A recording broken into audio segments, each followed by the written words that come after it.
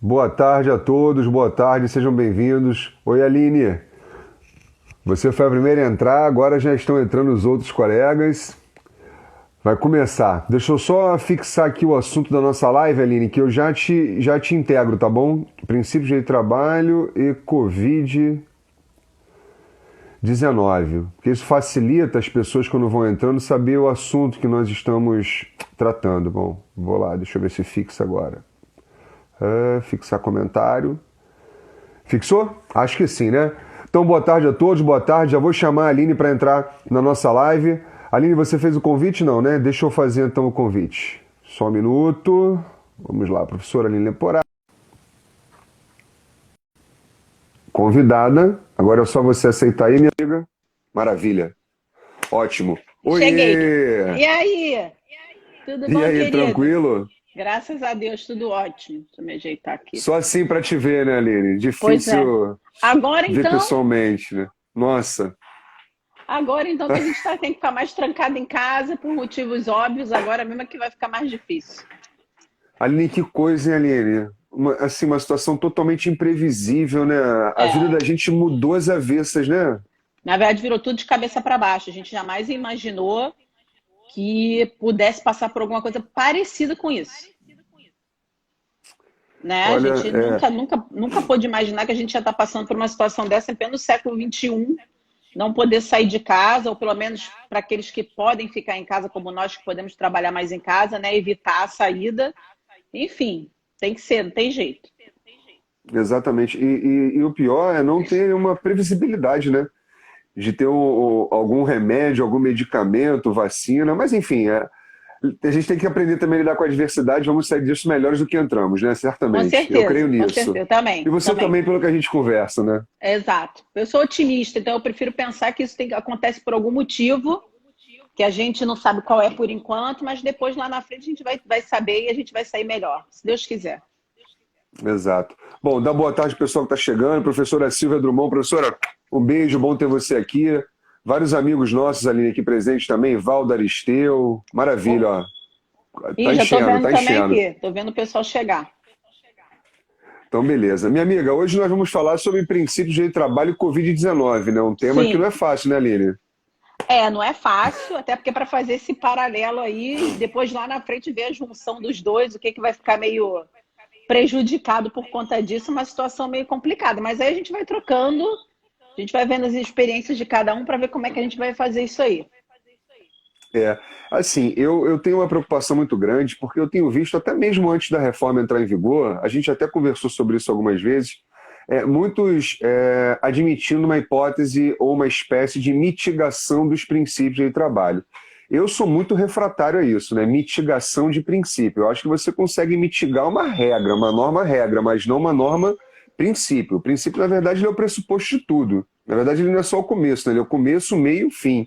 Sim. Então, assim, eu tenho muitas ressalvas, sabe, Aline, quando se fala, não, vamos mitigar o princípio em razão disso, em razão daquilo.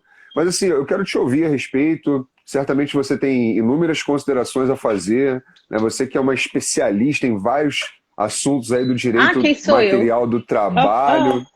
Então, assim, hoje eu quero mais fazer o papel de ouvinte aqui, te ouvir. Claro, vou, na medida do possível, dar as minhas opiniões quando for pertinente.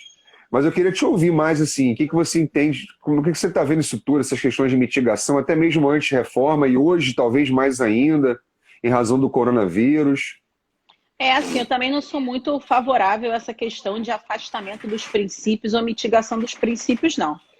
Eu acho que quando a gente fala de princípio, como você bem alertou, não é questão só de começo, né? Começo, meio e fim. É ele que vai dar para a gente o direcionamento para o direito, não só para o direito do trabalho, mas puxando a sardinha para aquilo que a gente está falando, o direito do trabalho como um todo. Tanto que eu acho que muitas coisas da reforma trabalhista, eu gosto de pontuar o seguinte, eu não sou contra e nunca fui contra a reforma. Eu não sou a favor de algumas coisas que vieram com a reforma e que eu acho que afastaram princípios importantes, essenciais, né, para a relação empregado-empregador.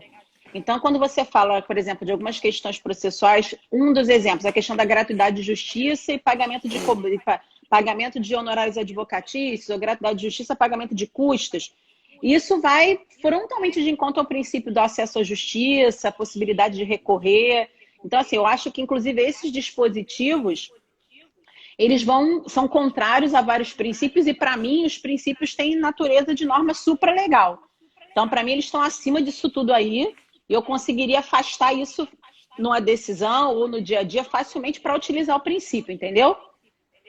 Perfeito. Então, não só na reforma, mas agora, então, eu estava pensando, quando você que deu esse tema, né, eu achei ótimo, quando você falou sobre isso, eu falei assim, gente, o que está acontecendo nesse período e o que a gente vai ter que ponderar com relação aos princípios? Continuo achando que não dá para afastar os princípios para poder aplicar nada. Mas só que eu acho que hoje, nesse momento que a gente está vendo um momento de exceção total e completa. Como a gente está vendo uma questão de exceção, não é que a gente tenha que afastar o princípio, mas algumas ponderações vão ter que ser feitas com relação à utilização dos princípios, né? Porque senão você vai acabar chegando lá no final dessa confusão toda, porque um dia isso vai passar, isso vai acabar. A gente não sabe quando isso vai acontecer, mas vai acontecer.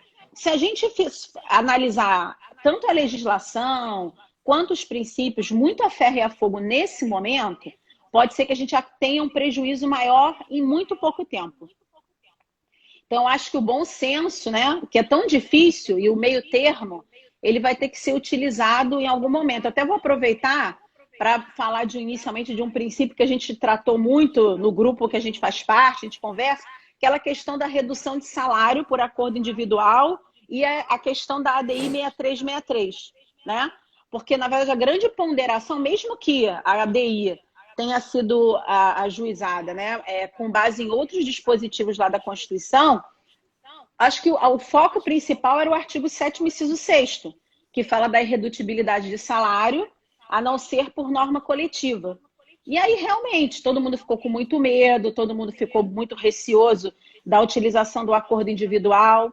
Mas, por mais que eu seja uma defensora da norma coletiva, eu acho assim, a participação dos sindicatos em todos os momentos, mas nesse principalmente, seria muito salutar.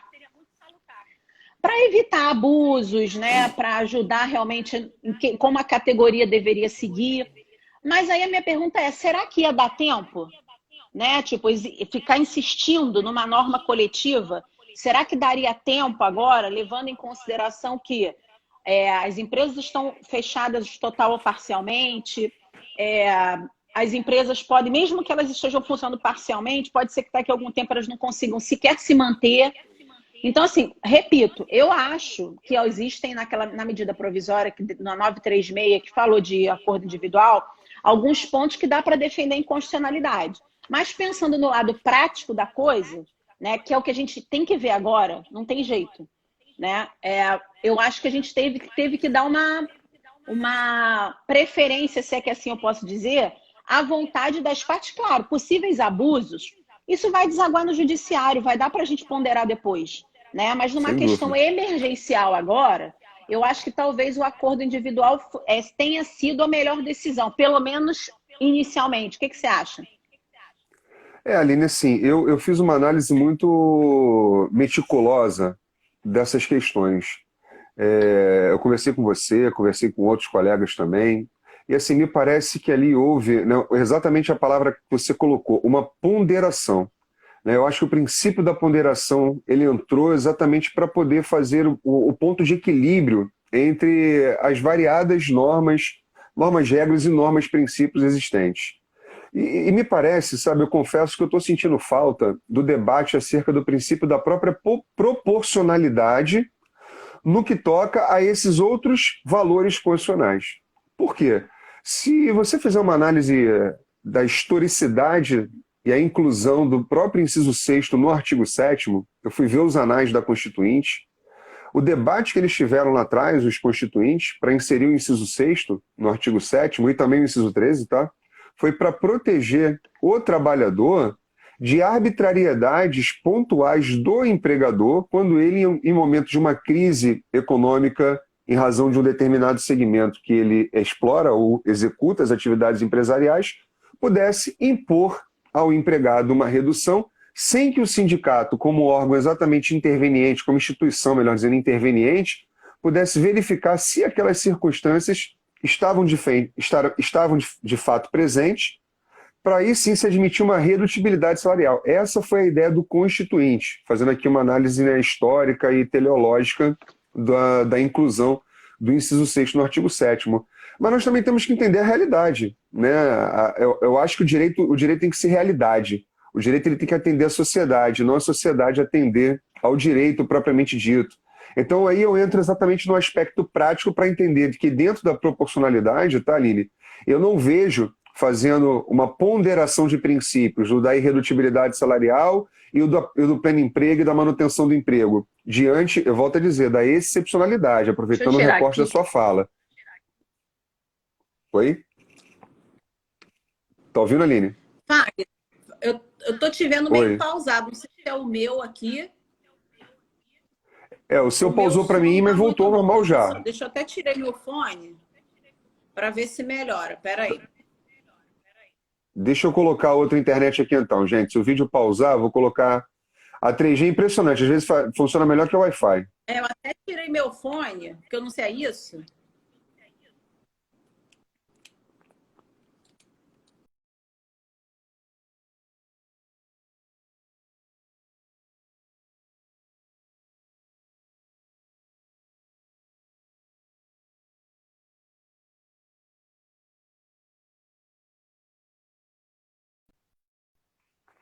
Oi, Aline. Porque os dois estão ok, engraçado. O seu som está saindo meio distorcido para mim aqui. Eu te ouço bem e vejo bem também. Melhorou aí, Aline? Falou assim, os dois estão ok, mas eu não estou te ouvindo. Tá vendo? O Luciano botou aqui que travou. Eu não sei quem travou. Se alguém puder me ajudar. Porque assim, eu vejo para entrar, mas eu não estou conseguindo te ouvir. Voltou agora, Aline? Aline? O pessoal... a Fagner está falando comigo aqui.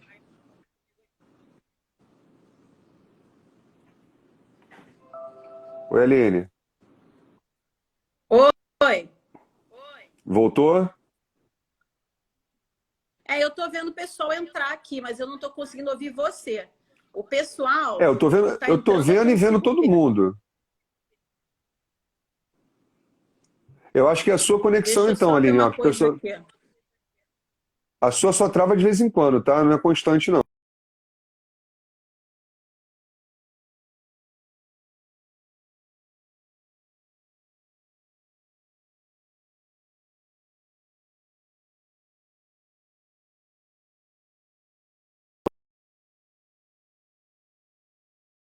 E para mim o Fagner aparece travando. Aline, você tá perfeita aqui para mim. Tá ótimo. Seu som e sua imagem. Não sei se é só nas nossas conexões.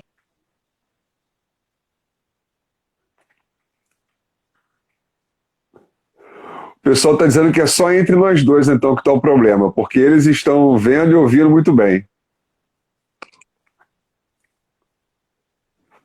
Então, assim, eu consigo ver o pessoal.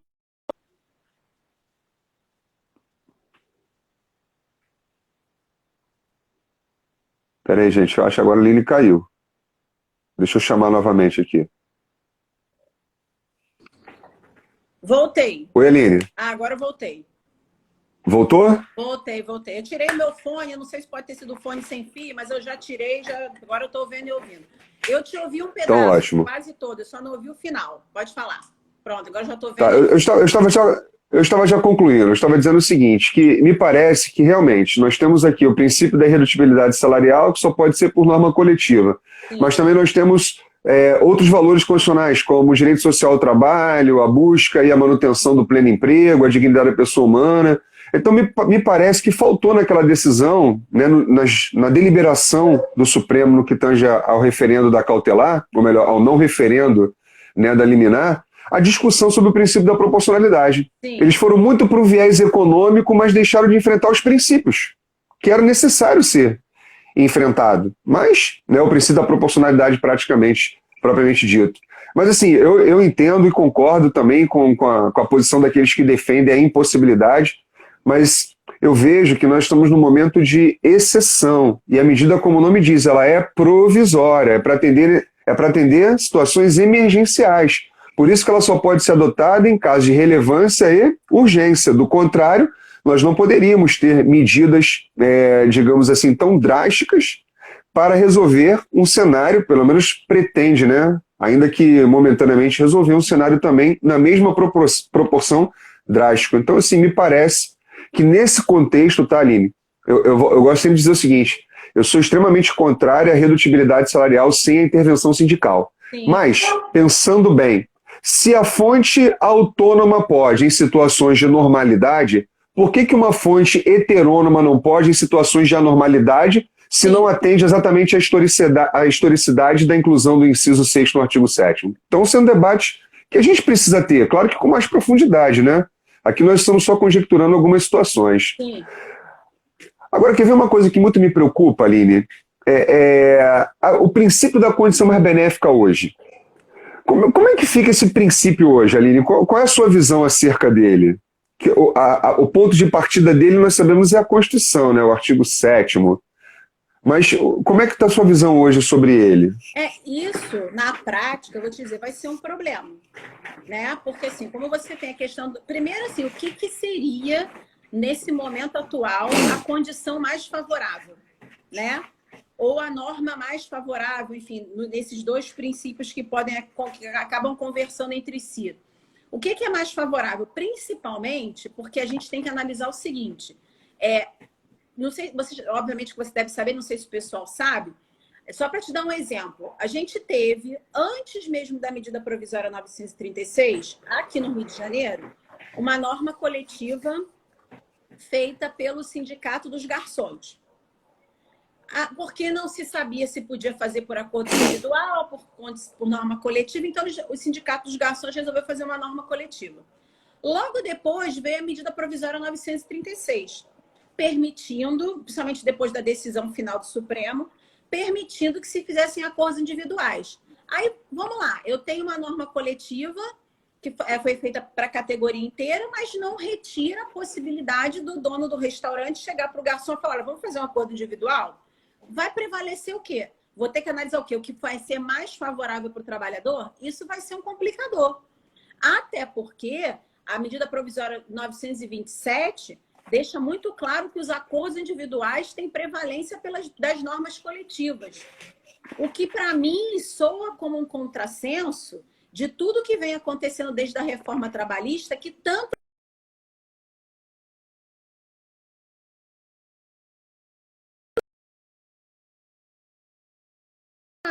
essa possível contradição, esse encontro, esse choque que vai haver entre a condição mais favorável ou a norma mais favorável, vai aplicar o quê? Né? Então, hoje, o mais favorável seria o quê? A preservação do emprego? A preservação do trabalho? Ou a preservação dos direitos constitucionais e do direito do trabalho? Né? Então, assim, eu vejo isso assim, como uma avalanche de reclamações trabalhistas, assim que isso tudo passar. Eu vejo também uma avalanche de decisões com cada um decidindo de uma forma diferente, né? Verdade. E a Fagner, a análise vai ser assim: o que é a norma mais favorável? O que é a condição mais favorável? É necessariamente levar em consideração aquilo que é melhor para o empregado, nos termos mais tradicionais do direito do trabalho, ou a gente levar em consideração mais uma vez o momento em que aconteceu, né, para evitar uma demissão em massa ou para evitar um fechamento do estabelecimento, que traria muito mais prejuízos no futuro muito próximo, né? Então, essa é do que é mais favorável agora, o acordo individual ou a norma coletiva, porque, assim, numa regra geral, se a gente for aplicar o que a reforma trabalhista trouxe para a gente vai dar prevalência para a norma coletiva, é o negociado sobre o legislado. Só que agora a gente vai ter dois negociados, né? A gente vai ter o individual e o coletivo, né? E o negociado individual. E aí, vai dar prevalência para qual? Né? Então, assim, isso vai nos trazer um imbróglio sem fim. Porque aí vai ser aquela ponderação que eu disse: olha, eu vou dar prevalência para o negociado coletivo, levando em consideração o negociado com a intervenção do sindicato, mas ou então vou dar prevalência àquilo que o empregado e o empregador fizeram, que viram a questão pontual dentro de cada situação contratual. A gente vai ter um problema. Vários problemas, eu acho. E isso nós estamos falando só de princípios, né, Aline? Nós estamos nem falando aqui de arguições de nulidade em razão de vício de consentimento e outras situações mais que também desaguam, sem dúvida, em demandas judiciais. Então eu concordo contigo. Então vai dizer, não, eu fiz um acordo para redução de jornada de salário, mas eu não tive a jornada reduzida. Ou então eu fiz um acordo para poder suspender o meu contrato, mas eu continuei trabalhando remotamente em casa, né? Então, essas arguições vão surgir, assim, para mim, independentemente da questão da distribuição do ônus da prova, mas isso vai acontecer em muitos processos, você não tem a dúvida. Eu também acredito nisso. E sabe o que acontece? Só fazendo um recorte na sua fala, eu vou até trazer para você um pensamento meu e torná-lo público. Eu discuto isso muito com meus alunos em sala de aula, mas eu tenho já uma visão, antes dessa questão toda da pandemia, sobre a aplicação do próprio artigo 620 da CLT. Porque nós sabemos que a redação dele anterior à reforma trabalhista, ela falava que era aplicada a condição mais benéfica, dava para a gente extrair aquela teoria do conglomamento mitigado, que o TST aplicava, né? Ou melhor, ainda aplica, né, me parece, porque não se chegou a ele alguma situação de aplicação efetiva do 620 como ele hoje está posto. Sim. E eu tenho uma preocupação com relação a esse artigo, sabe por quê, Aline? É claro que a gente tem que fazer uma análise mais criteriosa, mas olhando friamente, de forma superficial, eu vejo que esse dispositivo ele é inconstitucional. Por que eu vejo que essa alteração do 620 é inconstitucional? Porque o que eu sempre digo, o nosso ponto de partida tem que ser o artigo 7º da Constituição Federal. E o caput do artigo 7º ele é muito claro quando ele diz que são direitos dos trabalhadores urbanos e rurais, além de outros que visem a melhoria da condição social do trabalhador. Além de outros que visem a melhoria da condição social. E no inciso 30 ou 32, se não me falha a memória, ela vai dizer, lá no artigo 7 da Constituição, que deve haver o reconhecimento das convenções e acordos coletivos de trabalho. E eu não posso fazer a interpretação desse inciso sem contextualizá-lo, né, com a força que tem no caput do artigo 7º. E aí, quando eu me debruço sobre o artigo 620, nessa leitura perfunctória, superficial, eu já consigo verificar essa antinomia entre o artigo 620 e o caput do artigo 7º da Constituição Federal. Porque hoje é diferente a redação. A redação diz que as previsões constantes no acordo coletivo sempre prevalecerão em detrimento daquelas estabelecidas na convenção. Exato. Aí eu tenho que entender, esse sempre é independentemente de ser mais benéfico ou só quando ele for mais benéfico? Porque se eu não fizer uma interpretação conforme, para mim esse dispositivo, e a interpretação conforme afastaria a declaração de inconstitucionalidade, evidentemente, mas se eu não faço essa leitura, para mim ele é inconstitucional, lido ao pé da letra. Não sei se você já parou para refletir sobre isso, né? Já teve algum pensamento? É engraçado, eu não tinha parado para pensar em termos assim, doutrinários, como você. Sempre é bom conversar com alguém que tenha conhecimento de constitucional muito maior que o meu, né? Porque a gente começa pensar muito em outras coisas. O que eu posso dizer é o seguinte, na prática, até porque imaginar a reforma de 2017, a gente já pegou muitos acordos que foram feitos depois. Sem medo de errar. Todos os acordos coletivos são menos favoráveis para o trabalhador do que as convenções depois da reforma trabalhista. Isso aí eu não tenho medo de errar. Né? Porque você tem uma petição inicial pedindo a aplicação do acordo, veio uma contestação pedindo a aplicação do acordo coletivo. Quando você vai fazer a comparação, em 99,9999% dos casos, o acordo traz previsões menos favoráveis do que o acordo, do que a convenção coletiva. Obviamente que a categoria ou os empregadores levam em consideração o quê? O novo artigo 620. Eu não tenho dúvida disso, né? É assim, eu não tenho aplicado 620 literalmente. Como eu aplico a questão dos princípios como norma supralegal, eu acabo... Perfeito. O resultado é igual, mas a saída é meio diferente, né? Por outro motivo, Exatamente. Eu digo que o fato de estar escrito ali que sempre é aplicado não retira a aplicação da norma mais favorável, que é a convenção. E aí jogo para o tribunal para quando o recurso chegar lá, eles verem o que eles vão fazer. Porque eu não consigo visualizar eu aplicar um acordo e falar, mas no acordo coletivo o sindicato também está presente. Mas a gente sabe que o sindicato, principalmente depois da reforma trabalhista, ele teve um enfraquecimento substancial, né? Seja por conta da perda da contribuição anual obrigatória, seja porque agora não é mais obrigatória a questão da homologação das rescisões para quem tem mais de um ano a partir de um ano de contrato.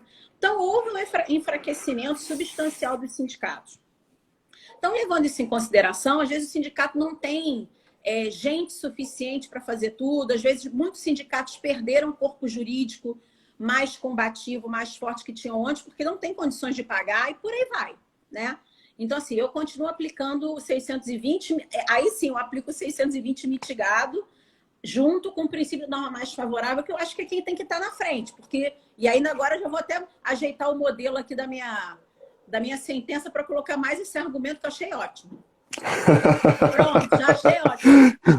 Porque realmente você acaba... Acho que se você colocar uma aplicação puramente literal do 620, você vai chegar realmente numa inconstitucionalidade, né? Porque assim, isso não é uma melhoria de condição social para o trabalhador.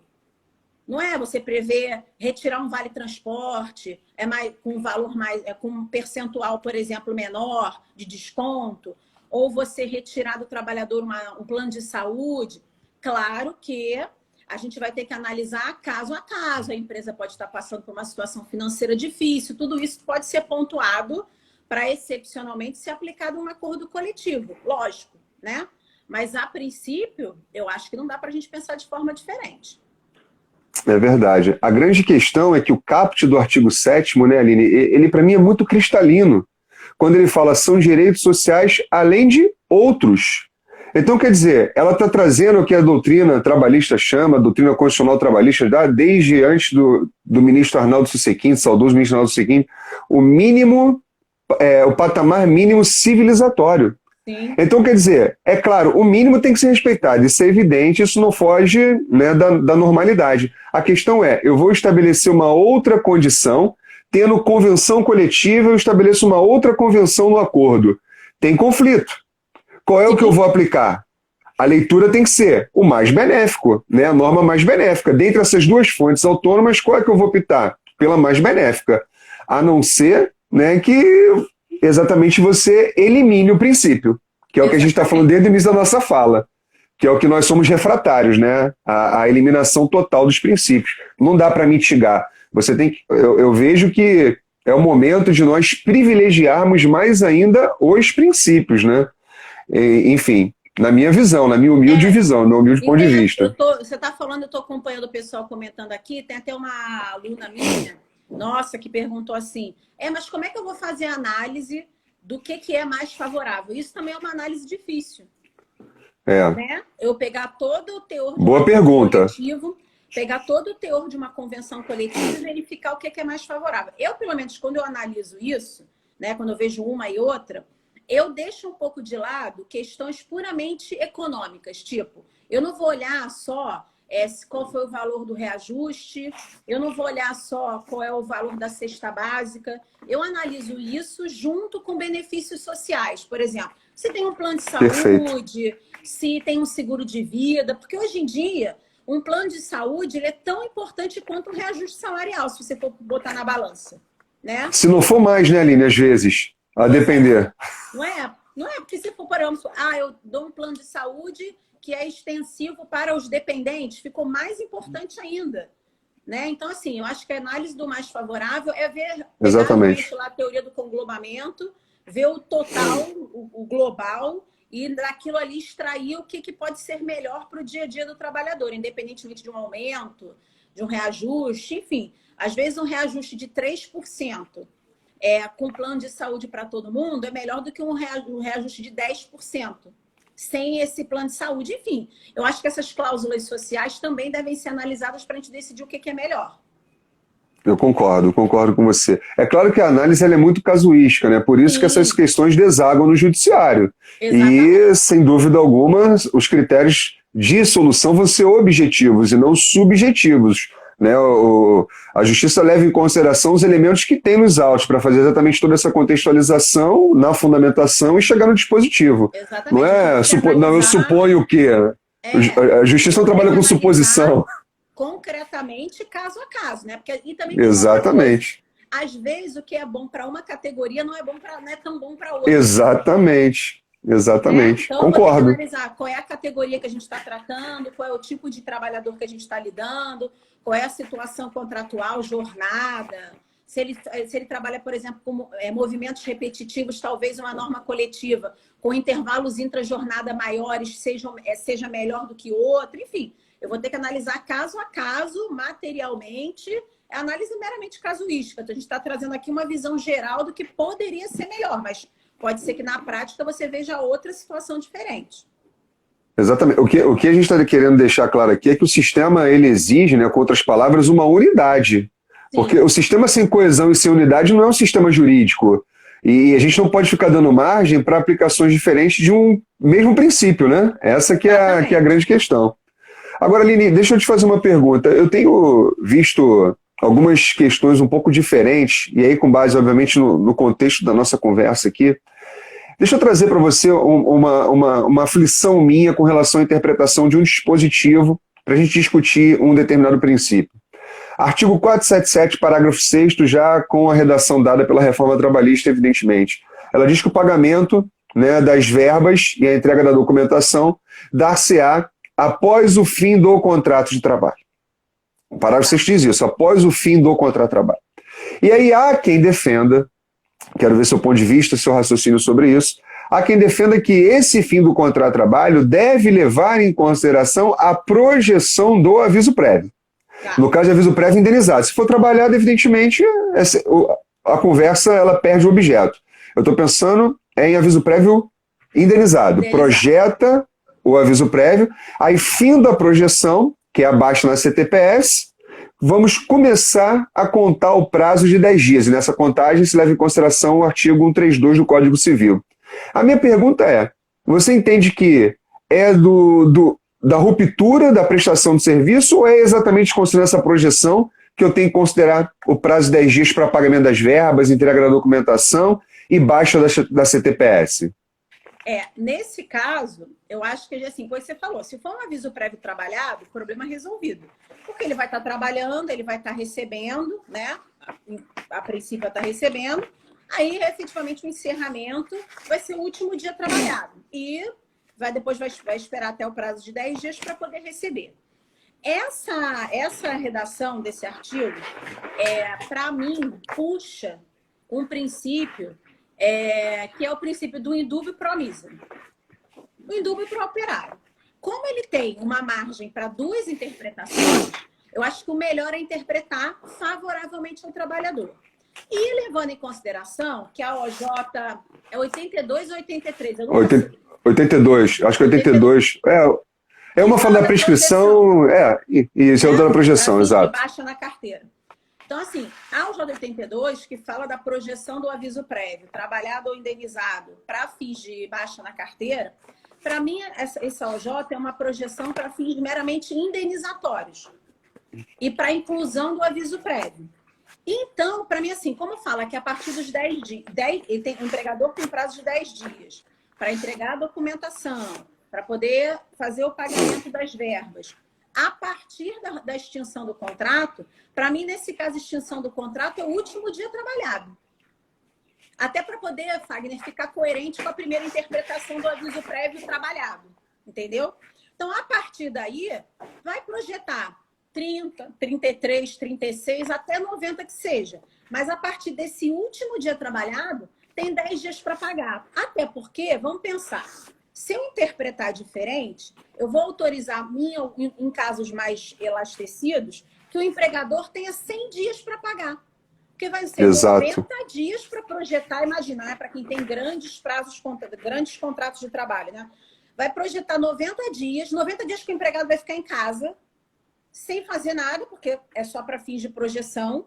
Eu vou projetar 90 dias, vai ter que esperar mais 10. Então, mais uma vez, os princípios vão nos ajudar. A gente usa o princípio do indúbio pro mísero, que é uma regra de interpretação mesmo, E eu entendo que, nesse caso, o último dia trabalhado é assim, a extinção do contrato é o último dia trabalhado. A partir daí, o empregador tem 10 dias, ainda que eu tenha uma projeção para fins de carteira e até para fins de início de contagem do prazo prescricional de 30, 33 até 90. Não sei o que você acha, mas eu acho que para mim, essa é a interpretação mais adequada. Não, eu concordo com você plenamente. Eu vejo que há quem pense em sentido contrário. Na verdade, você leva em consideração toda a projeção, fim da projeção, você começa a contar o prazo de 10 dias, o que é totalmente contraproducente à principiologia do direito do trabalho, particularmente o indúbio pro mísero ou o indúbio pro operário, né? Até porque, Aline, só dando mais 2 caminhos aqui argumentativos, o que se contrata, primeiro argumento, o que se contrata é a prestação de serviço. Então, fim do contrato de trabalho é fim da prestação de serviço, ou seja, eu tenho que considerar ali, eu tenho que fazer essa interpretação do parágrafo 6º, né? Fim do contrato é exatamente o quê? Fim da prestação do serviço. Aí começa a fluência do prazo de 10 dias obrigacional, né? Obrigação de fazer e de dar lá que a empresa tem a partir de então.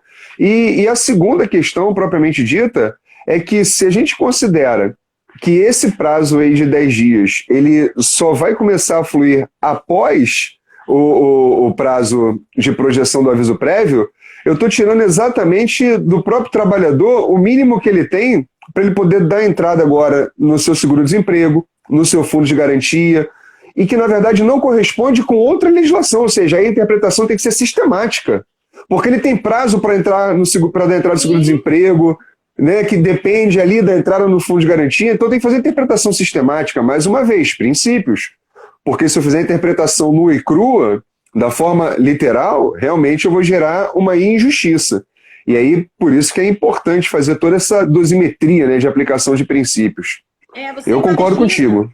Você imagina na situação atual, manda um empregado embora. Não estou nem pensando naquelas empresas que estão fechando, não. Uma empresa normal que está em pleno funcionamento, um supermercado, né? Mandou embora o empregado agora no início de março. Dificilmente alguém, nesse momento, vai encontrar alguma colocação no mercado, né? Até em virtude do que está acontecendo. Você imagina o seguinte, se ele tiver que esperar, nesse momento atual, 45 dias que seja, né? Eu estou colocando até metade do prazo máximo, 45 dias para aí sim entregarem as guias para ele, para poder pagar as verbas, e aí ele dá entrada no seguro-desemprego. A gente está vendo que a Caixa Econômica Federal está soberbada de coisa. Tem gente que, às vezes, estou falando até de processos na justiça mesmo. Os alvarás pelas varas já estão liberados e a Caixa não tem gente suficiente para poder determinar o pagamento de todo mundo, até porque a gente liga em qualquer telejornal, você vê as filas que as pessoas fazem para receber auxílio, benefício, emergencial, enfim. Imagina quando que essa pessoa vai receber. E você tem um prazo. Você tem 120 dias, né? Aquelas guias têm um prazo. Até o alvará tem prazo para você sacar, a gente tem que expedir outro. Imagina, não tem como você achar que vai ser razoável a pessoa esperar mais um tempão para poder receber esse pagamento, né? Então, eu acho que a melhor forma de pensar é como a gente está tentando resolver aqui. Concordo. Menos ainda hoje, né? Pensar diferente hoje é pior ainda, né? Exatamente. Diante dessa pandemia, exatamente em razão de todos esses critérios que você acaba de colocar. Exatamente. É muito complicado. E assim, Aline, eu vejo que a própria interpretação dentro de uma ordinariedade, né, de convivência social, ela já não pode ser pautada nessa de considerar o fim da projeção para ter os 10 dias. Exatamente em razão do princípio do indúbio pro operário. Para quem não lembra, o princípio do indúbio pro operário e indúbio pro mísero é um princípio, obviamente, de direito material, que diz o seguinte: quando da norma pudesse extrair mais de uma interpretação, eu vou aplicar aquela que for mais favorável ao trabalhador. É isso que a professora Aline está falando aqui. Né, Aline? Exatamente. É nesse sentido, né? Então, assim, interpretação. No 477, parágrafo 6º, podem surgir mais de uma interpretação, como você trouxe as duas. Então, acho que não tem outra saída. Mais uma vez, os princípios vão nos ajudar e a gente vai utilizar aquela que seja mais favorável para o trabalhador. Eu vou aproveitar esse gancho, até agora eu vou fazer uma pergunta para você, para ver o que você acha. Lá vem ela com bomba. Não, até levando em consideração o princípio que a gente usa no direito do trabalho sempre, que é o princípio da inalterabilidade contratual lesiva, né? Então, a gente tem que levar em consideração o seguinte: dificilmente a gente vai encontrar uma relação contratual, um contrato de trabalho, que vai permanecer exatamente igual do início ao fim. As mudanças elas vão acontecer, até levando em consideração a questão do contrato de trabalho ser de trato sucessivo, a continuidade da prestação de serviço. Então, a ideia é, se tiver que alterar, ok, mas dessa alteração não podem surgir prejuízos diretos ou indiretos para o trabalhador. O empregado tem que concordar, né? Tem que haver aquele mútuo consentimento, aqueles requisitos do 468.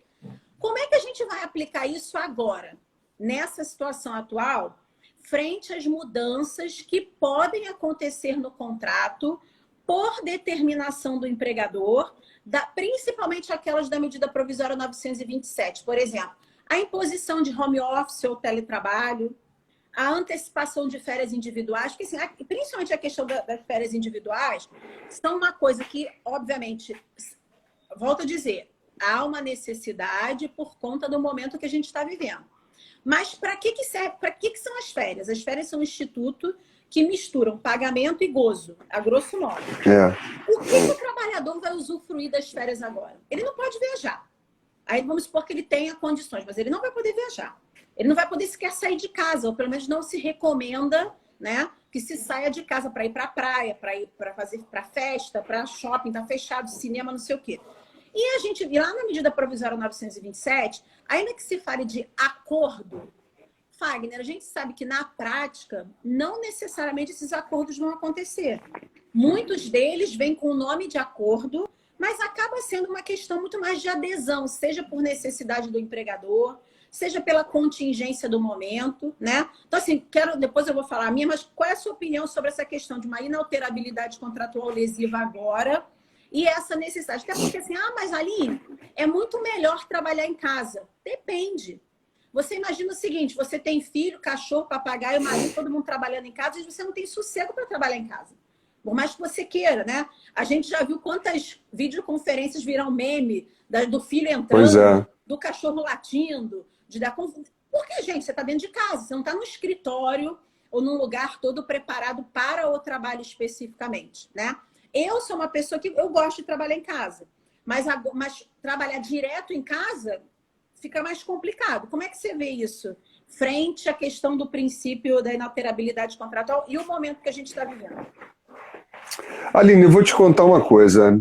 Provavelmente isso não vai soar bem para o ouvido de muitas pessoas que estão aqui, mas eu acho que o presidente da República ele errou, né, de uma forma assim, muito grotesca, um erro crasso quando ele fala que é acordo. Porque, na verdade, não é acordo. É uma necessidade da empresa alterar as condições de trabalho. Ponto. Exatamente. Acabou, não é acordo. Tá? Então a gente já tem que partir dessa premissa. Agora, é claro que quando se fala em alterar as condições de trabalho por ato unilateral, isso é vedado dentro de uma relação ordinária de trabalho. E não considerando um contexto extraordinário. E aí, para manter a coerência do que eu disse lá no início, né? Sim. Se eu posso ter alteração por norma autônoma, por que eu não posso ter por norma heterônoma diante de uma urgência, que é o que nós estamos vivendo no momento? Por isso que é importante deixar claro, isso é passageiro, isso é momentâneo, uma medida de caráter excepcional. Então, eu vejo, tá, Aline, não como uma alteração bilateral, mas sim como uma alteração unilateral justificada e autorizada por lei. Me parece que é mais nesse sentido. Até porque, se nós levarmos em consideração a definição de acordo, e aí que eu busco a doutrina civilista para isso, do Flávio Tartucci, que é um grande doutrinador da área civil, você também lê, já leu, né, com certeza usa também, ele faz uma diferença muito técnica entre acordo e transação. Embora ambos sejam institutos de natureza bilateral, a transação ela exige concessões recíprocas. Já o acordo não, alguém apresenta uma proposta e o outro adere, como você colocou, é mais uma adesão. Então eu acho que o acordo no sentido ali posto pelo presidente da República nas medidas, tanto na 927 quanto na 936, é no sentido de apresentar uma necessidade para que o empregado venha aderir, a fim de que ele mantenha o emprego, sob pena de, não aderindo, infelizmente, ele ser dispensado. Então me parece mais nesse sentido e acaba mitigando a própria regra do 468, né, que só por mútuo consentimento, desde que não haja prejuízo. E além do mais, se a gente for justificar isso, o momento é de calamidade pública, então há uma força maior, o que afasta, no meu modo de ver, a incidência retórica do artigo 468, para que haja uma pujança dessas medidas provisórias em razão das circunstâncias que a gente está vivendo. Mas eu gosto sempre de repetir, tá, Aline? Até peço perdão por ser enfadonho, chato nesse aspecto, mas é uma medida de excepcionalidade. Sim. Em situações de normalidade, o Fagner é totalmente refratário, é sempre colocando os princípios do direito de trabalho em primeiro lugar, independentemente da circunstância, né? Aí cada setor econômico com seu risco, até porque a atividade econômica é do empregador. Então, a gente tem que ponderar as situações a depender de cada circunstância que ela é apresentada. Agora, respondendo a tua pergunta propriamente com relação às férias. Eu discordo, por exemplo, não sei nem qual é o teu pensamento com relação a isso, mas eu já fiz live com outros colegas e eles entendem que não é possível, por exemplo, o empregador que deu as férias, que antecipou as férias individuais, depois do advento da MP 936, substituir as férias individuais, pedir o retorno para suspensão do contrato de trabalho. Eu, pelo contrário, eu acho super viável. Sabe por quê? Eu acho que aqui está sendo uma condição mais benéfica para o trabalhador, exatamente pela natureza das férias. Ele não está gozando de férias, ele está enclausurado em casa. E a suspensão do contrato é uma situação exatamente que vai atender aquele momento, mas para que ele fique em casa, diferentemente das férias, que não atinge a sua finalidade. Nós sabemos qual é a natureza, qual é a origem do Instituto das Férias. Não sei o que você pensa a respeito. Eu, pelo visto, sou minoritário. Talvez você é o único a pensar assim, né? Sobre a possibilidade. Eu não concordo com isso aí também, não. Não concordo. Eu acho assim, entendo o raciocínio, acho o raciocínio perfeito. Mas, na minha visão, é o seguinte, se já foi aplicada uma condição contratual de interrupção do contrato, eu não acho razoável que se substitua isso por uma suspensão contratual. Que ainda, assim, aquela ideia da ponderação de interesses. Mas não vai ser melhor ele usufruir férias depois? Mas agora ele vai ter o pagamento, porque ele também está passando necessidade. Né? Ou seja, aplicar uma suspensão contratual agora vai fazer com que ele não tenha salário. Claro, vai receber o benefício emergencial. Ok. Mas não vai ter salário, não vai ter depósito de fundo de garantia, não vai ter recolhimento de INSS. Eu penso por esse lado. Então, acho que, a princípio, uma vez for aplicada a interrupção contratual das férias, ainda que o gozo fique altamente prejudicado, estou pensando na questão financeira que ele vai receber, ainda que o pagamento seja no mês seguinte, até o 5º dia, não antecipado, como aconteceria numa questão normal de concessão de férias. Mas a sua visão também é perfeita, ou seja, será que não vai ser melhor dar uma paradinha nesse contrato, a grosso modo, né? Dar uma paralisadinha nesse contrato para poder depois receber e conseguir usufruir, fazer que as férias cheguem ao seu objetivo final? Também, né? Então, assim, hoje, nesse momento que a gente está vivendo, por isso que eu também falo isso muitas vezes, porque os alunos falam assim, mas você numa aula não falou assim. Eu falei, gente, a gente está vivendo hoje um momento excepcional. É importante isso, né, Aline? Deixar claro isso. Exatamente. E tal como excepcional, a gente até para poder sobreviver, eu digo todo mundo, a gente tem que ter alguns raciocínios excepcionais por contingências, né? Numa situação normal, eu nunca diria para você, não, pode pagar as férias lá na frente. Ou então, não, pode suspender o contrato por acordo individual. Não é o ideal, claro que não é, né? Nunca vai ser. Só que agora, nessa situação, talvez não. É melhor que se adotem essas medidas excepcionais, porque, Fagner, olha só, voltando, numa situação normal, quando é que você pode imaginar que você vai antecipar férias futuras? Não tem. O contrato vai continuar existindo. Exatamente. Então, assim, o momento é de desespero para muita gente, né? Seja para empregados, como para empregadores também. Assim, eu não sou empregadora, eu não tenho negócio, não tenho estabelecimento, mas eu fico imaginando um restaurante fechado, você com uma série de coisas para pagar e você não tem de onde tirar porque o dinheiro não entra. Então também é angustiante, né? O que eu não concordo é que eu já não vou falar o nome de ninguém aqui, mas assim, eu não concordo por colegas que eu vi dizendo assim, essa questão do acordo individual que você pontuou muito bem. O acordo individual é bom para todo mundo, porque pela primeira vez haverá uma convergência de opiniões entre empregado e empregador. Nunca haverá. Nunca, não é assim, não. Nunca haverá. A minha fala não é nesse sentido. Nem a minha. É questão de necessidade, é diferente. Exato. Né? Então, assim, nunca, na minha opinião, haverá uma convergência dos interesses negócio, prestação de serviços de trabalho, né? De forma geral. Só que seria o mundo ideal, né, Aline? Seria o mundo ideal, mas nós precisamos mudar a cultura primeiro do país para que isso, né, seja objeto de evolução. Exatamente. Até porque, como eu falei, você pontuou muito bem, a questão do... eu acho que o acordo, chamar de acordo individual, é porque ninguém poderia colocar na legislação, tem que aderir, porque aí mesmo é que não ia dar certo isso, né? Exatamente. Não tem como. Mas a gente sabe que esses acordos que vão ser feitos, dificilmente você vai ter um empregado que tenha condições de se insurgir contra isso. Você pode ter, em algumas situações que eu já visualizei na prática, alguns empregados se insurgiram, mas eram empregados que tinham garantia de emprego e que, por isso, se sentiram mais à vontade em não querer aderir ou de tentar debater ou negociar as cláusulas com o empregador. Ou então, aquele nosso 0,001% dos chamados altos empregados que podem decidir a sua vida e podem bater de frente, né, vamos dizer assim, com o empregador. Mas não é a nossa clientela, não é? Não é o que vai acontecer com a imensa maioria dos trabalhadores. Há receio do desemprego, há receio do fechamento da empresa. Então, você fica assim, vou fazer o quê? Não tem opção. Vou ter que aderir a esse dito acordo para evitar que a empresa feche, para evitar que eu seja mandado embora. A gente sabe que na prática é isso que vai acontecer. E na verdade, assim, a essência é de ato unilateral, ponto. Sim, eu também acho. A essência é de ato unilateral. Não dá para botar isso na lei, né? Exatamente. Isso, mas na prática é isso que vai acontecer, não vai ter muito jeito. Agora, é bom que fique claro também, Aline, né, que a gente está aqui num debate acadêmico. Sim. Eu, por exemplo, eu não oriento o meu cliente, né, a substituir as férias pela suspensão contratual. Claro que não. Eu não vou colocar o meu cliente no risco desse, evidentemente. Exatamente. A gente está trazendo um debate acadêmico porque isso pode acontecer num caso concreto. Pode. Um cliente chegar para mim ou chegar uma demanda para a Aline julgar numa situação dessa. E aí, como é que se faz? Né?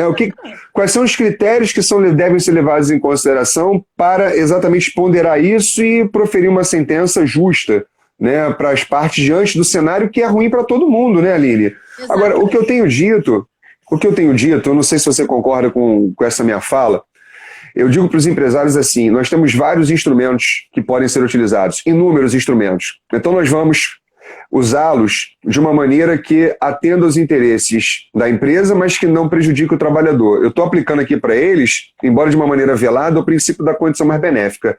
Dá para aplicar isso daqui para o trabalhador? Não te cria nenhum embaraço financeiro, nenhum risco para a manutenção da sua atividade empresarial? Não, Fagner, não cria. Então vamos aplicar esse instituto, que é menos pior para o trabalhador e você não vai ter risco depois de ter uma demanda para discutir a legitimidade da medida adotada. Perfeito. É isso aí. Eu acho, pelo menos pela experiência que eu tenho de 16 anos já atuando como advogado na Justiça do Trabalho, eu estou levando esse critério como consideração. Diante também do que nós temos aí de decisões, né? Nós sabemos da tradição do Tribunal Superior do Trabalho, no que toca à hegemonia de toda a principiologia do direito do trabalho, porque se eu consigo depois à frente criar uma tese defensiva demonstrando que dentre os instrumentos que poderiam ser utilizados, aquele foi o mais benéfico diante do que a empresa poderia prestar para o trabalhador, me parece que eu não vou ter o risco, né, de uma sentença desfavorável à empresa, considerando os critérios. Exatamente. E aí, na verdade, o que assim, eu estou falando agora como juíza que está vendo a coisa de fora. A gente visualiza que a empresa está agindo de boa fé, está tentando. Exato. Entendeu? A gente leva isso em consideração em qualquer momento, principalmente nesse. Então você fica, bom, a empresa até poderia aplicar uma suspensão, mas ela tentou fazer uma coisa que vai ver para que o empregado dela saia menos prejudicado. Claro que a empresa vai estar pensando no lado financeiro dela primeiro, óbvio. Mas se ela pode aplicar uma medida menos drástica, por que não? Você quer ver uma outra coisa que me perguntaram? Aline, eu posso aplicar uma suspensão do contrato de trabalho para uma gestante? Falei, olha, gente, eu não vejo nenhum problema de aplicar suspensão do contrato de trabalho para empregados que sejam portadores de garantia de emprego. Não vejo, até porque eu não verifiquei, lendo a medida provisória, nenhuma exceção, nada que pudesse vedação, ser vedado para esse tipo de trabalhador. Só que eu falei, olha só, que na minha opinião, até ela entrar em licença maternidade. Porque ela entrou em licença maternidade, a licença maternidade é uma hipótese de interrupção do contrato. Você vai deixar ela com um filho recém-nascido sem dinheiro? Não tem como. Até porque o empregador paga, depois você tem uma compensação para depósito na Previdência. Na Previdência. Então, assim, é uma questão diferente. Não é que não possa. Mas imagina, o filho acabou de nascer, ou está para nascer, uma licença de maternidade, vai ficar sem pagamento? Não tem como. Né? É uma questão social. Voltamos à questão dos princípios dos direitos sociais lá do artigo 7º, é um direito social. Exatamente. Dela, né? Então, assim, eu não sei como é que você vê essa questão da gestante nesse período de licença, mas eu acho que você pode até estar com um contrato de todo mundo suspenso, mas em algumas situações pontuais, eu acho que você vai ter que aplicar diferente. E aí, sem medo de errar, não, porque cada um pode imaginar de uma coisa, mas dificilmente você empresa, seria prejudicada por uma decisão judicial diferente, verificando o magistrado que você tentou. Olha, antes não dava para eu pagar, mas agora eu sei que é um momento excepcional da vida dela, que ela precisa de dinheiro, é um efeito contratual diferenciado, voltei a pagar os salários. Como é que o juiz vai condenar você a fazer o quê? Você fez o certo. Não vai, perfeito. Perfeito. É a boa-fé, né? É a boa-fé que deve reger as relações como um todo, principalmente as relações contratuais trabalhistas. Hoje a boa-fé é objetiva, né, Aline? Exatamente. Então, assim, e as pessoas, infelizmente, ela, é claro, exceção, mas nós estamos vendo também os oportunistas, né? E para esses oportunistas, eu tenho brincado, né? Para eles, a lei da Inquisição. Entendeu? Para os oportunistas, a lei da Inquisição, o rigor da lei, né? Nós estamos falando de empresas que estão agindo com boa fé, que estão exatamente demonstrando que, de forma objetiva, estão querendo manter o emprego e também manter a atividade empresarial. Sim. Não é se valer dessas medidas para agir de má fé e prejudicar terceiros, né? Porque aí, sem dúvida nenhuma, o princípio é o começo e tem que desaguar nesse princípio também, senão perde toda a essência do sistema. Para mim, é como se fosse um supra-princípio. Sabe, um dos princípios é a boa-fé que deve nortear toda a relação, e principalmente as relações contratuais de trabalho. Se você verifica que a pessoa tentou, perseguiu, para fazer com que as coisas pudessem voltar, quando elas voltarem, que elas voltem numa normalidade mais razoável, até porque, Fagner, eu não sei, como você falou, essa situação que a gente está vendo é muito assustadora, principalmente porque você não tem previsão de quando ela vai terminar. E aí, quando ela termine, os efeitos dela ainda vão durar muito tempo, no meu pensar. Né? Não é uma coisa, acabou, todo mundo voltou para sua vida normal, amanhã, no dia seguinte, virou a chave e tudo voltou ao normal. Não. Na minha cabeça, a coisa vai demorar muito para ser resolvida, né? Exatamente. E para os economistas, a situação ainda vai ser pior no futuro, né? Enfim, tem várias perguntas aqui, Aline, da portaria 10486, mas o nosso foco hoje aqui, tá, pessoal, era discutir exatamente os princípios do direito do trabalho propriamente dito, né? E a contextualização deles diante desse cenário da Covid-19. Aline, faltam 2 minutos para terminar a live. Conversar com você é sempre bom, é bom demais, né? Muito rápido, muito rápido. Tem várias perguntas aqui. A Manu perguntou se pode, por exemplo, mudar a suspensão para redução. Diante do contexto da condição mais benéfica, acredito que é totalmente viável, né? Totalmente viável também. Aline, vou deixar você fazer suas considerações finais. Agora falta 1 minuto e meio para a gente poder encerrar nossa live aí com tranquilidade, tá bom? Meu amigo, obrigado mais uma vez. Imagina. É sempre um prazer falar com você. Tô com saudade desse abraço. Daqui a pouco passa tudo e a gente vai se ver novamente. Se Deus quiser. Tá bom? Um beijo para você. Agradecer muitíssimo o convite. Adorei conversar. Passou tão rápido, 1 hora, nem senti. Né? É bom que a gente fala de um tema até um pouquinho diferente, porque essa ponderação, questão de princípio, frente às alterações, a gente não tinha conversado ainda sobre isso. Então, agradecer muito o seu convite. Pode me convidar de novo, a gente pode marcar uma outra sobre outro assunto. Estou assim, super disponível. Né? Agradecer a presença do pessoal. Eu já fui olhando algumas perguntas, não dá para responder tudo, porque é muita coisa. Né? Mas eu espero que vocês tenham gostado. Estou aqui me colocando à disposição para quando o Fagner quiser, é só me chamar que a gente volta a conversar. Beijo para vocês, saúde para todo mundo. Até a próxima, se Deus quiser. É isso aí, pessoal. Se cuidem, cuidado. Se for na rua, toda a prevenção necessária se faz presente, tá bom? Se quem não segue a professora Aline ainda, é só seguir lá, professora Aline, prof. Aline Leporassi, siga o perfil dela, tá bom? E acompanhe lá as dicas. A Aline também faz vários cursos práticos, vários cursos teóricos também, cursos de sentença, tem de tudo. A Aline bomba. Juntos, hein? Vamos sim. Temos que fazer, né? O povo pede, o povo clama. Isso aí. Então vamos, amiga. Beijo, se cuida aí, tá? Manda um beijão pra família. Tchau, gente. Obrigado pela presença aí. Até a próxima. Tchau, tchau.